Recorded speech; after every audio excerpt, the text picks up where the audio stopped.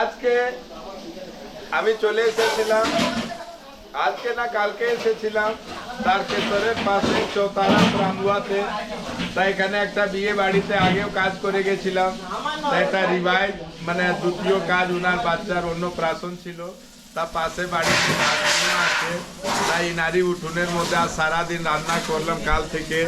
তা এখানে তো আমরা একটা বাড়ির মতন সব কাজ করে মানে সবাই ভালো লাগে, আর জানো আমরাও আসি জানো কাউকে অসুবিধে না হয়। তা তোমাদের আজকাল এখানে জায়গা উঠোনে রান্না হলো, তা পরিষ্কার পরিচ্ছন্ন হয়েছে তো না কোনো নোংরা? না না ওর বাবা বলতে নাই। ঠিকই আছে, সবথেকে ভালো রান্না। রান্না রান্না পাতুরিটা ও একদম, আর চিলি ভেটকি যেটা ছিল এই দুটো একদম বেস্ট। তারপরে যে রাবড়ি পায়েস ঠিক আছে, এটা এখনো খাচ্ছি কচুরলতি সত্যি এটা। আর আরেকটা বেস্ট ছিল কচুরলতি, ইলিশ মাছের মাথা দিয়ে কচু শাক, ওটা হচ্ছে সেরা একদম ফাটাফাটি। ঠিক আছে, তারপর বাকিগুলো একদম সব ঠিকঠাক, এগুলো একটু বেশি ভালো।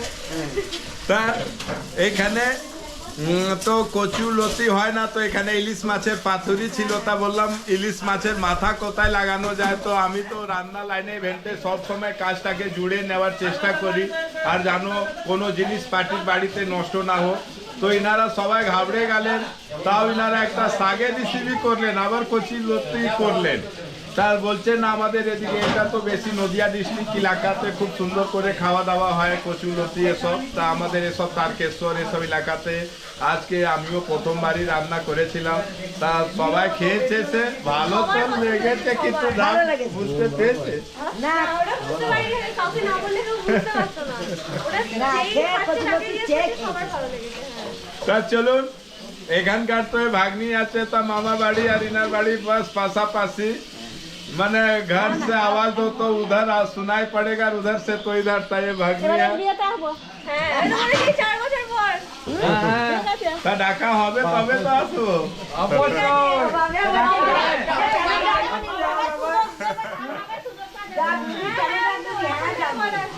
তা ये जवाई बाबू है, इन्हीं का लड़की है।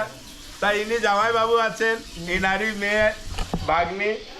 তাই ইনার সালার বিয়েতে আমার বাড়ি অব্দি ইনারা গিয়েছিলেন কাজ কন্ট্যাক্ট করতে আজ থেকে 4 বছর আগে। তাই এটা রিভাইজ কাজ করলাম। তা আমারও আনন্দ হয় কি চলো একটা তো ডাক পড়ে। তা আগেকার রান্না যা করে গেছিলাম আর আজকাল রান্না আমার সব ভিউয়ার্স দেখছে, একদম সত্যি বলবে আজকে কি খারাপ কি ভালো হয়েছে। 1 নম্বর হচ্ছে দাদার অনুরোধে কচু শাক হয়েছিল, আমাদের ফেভারিট খাবার হয়ে গেছে সবার কাছে।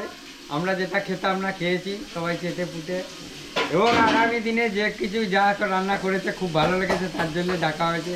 আগামী দিনেও দাদাকে আমার বাড়ি আসতে হবে বলুন না। আচ্ছা একটা কথা বলুন, আগের বারেও রান্না ছিল 1000 লোকে, 1000 লোক। এবার প্রায় 500 লোক খেলো।